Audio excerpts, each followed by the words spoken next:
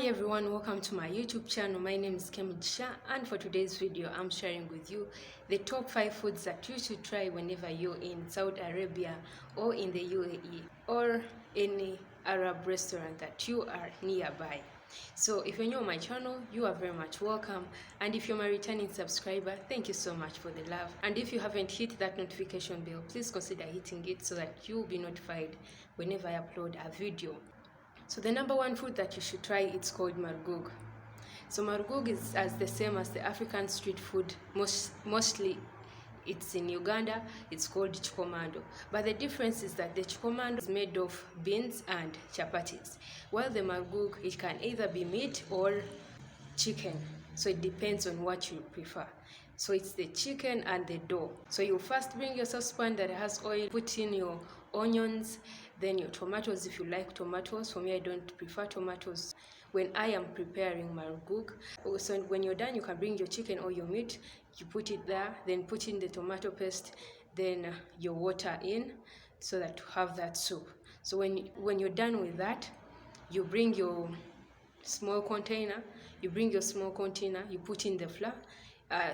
In Saudi Arabia, we do use the kubza flour, but I haven't really known what that flour is, like the name, or it's a flour of what, but it's not of maize.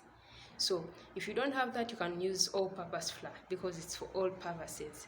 You bring your container, you put in the flour, you put in the salt and the water, then you start kneading your dough. So it must not be like hard, no, it must be soft but not sticky.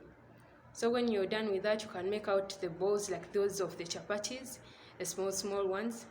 Then when your meat is done and it still has soup, depending on how much you've cooked, then you can bring your rolling pin, then you start rolling them into a circular form, which is like for a chapati.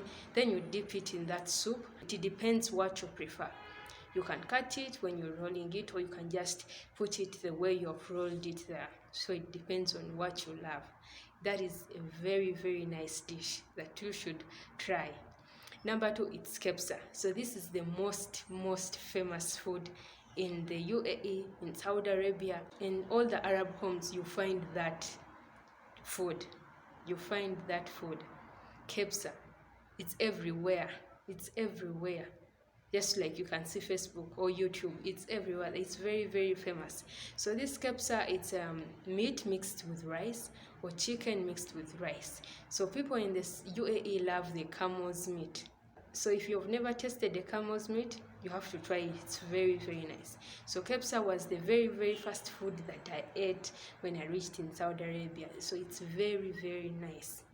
Number 3, I hear kids calling it waraga hagiruz or waraga gad hagiruz. So this is the rice that is rolled in a grape leaf or a cabbage leaf. It depends what you prefer, but those are the 2 leaves that they use. So they bring that leaf, it's always packed, but they're for grapes. You always buy them from the supermarkets. Or you can bring the cabbage. So the cabbage, remove it and cook it with plain water. Then when it's warm, you bring your rice. There's a way they prepare it. Go and check the recipes on YouTube. I'm not a professional chef, but that's how they do it. That's how I saw my old lady used to do it. Then you roll it in those leaves, then you put it in the saucepan, but you have to lay down some potatoes so that they don't burn. Just put in a little bit of water. It's very nice. Trust me, this one, try it. Even if you're seeing this video now, try it. You let me know your thoughts in the comment section. Number 4 is edam. So edam can be for meat or for chicken. So this is why they cook like chicken, add in some French beans, add in okra. It depends what you love. Add in some carrots, add in some zucchinis, add in some potatoes. Then you can eat it with rice. But if it was to be in a Ugandan way, I would love to eat it with matoke. So you can also try that. So number 5 is musaga. So musaga is the deep fried black eggplants. Like you can deep fry them in the circular form. It depends what you love, or you can make a half, then slice them in small pieces. So you deep fry them with carrots and potatoes. So when you're done deep frying them, you have minced beef or minced chicken. This one, the grinded chicken or the grinded meat.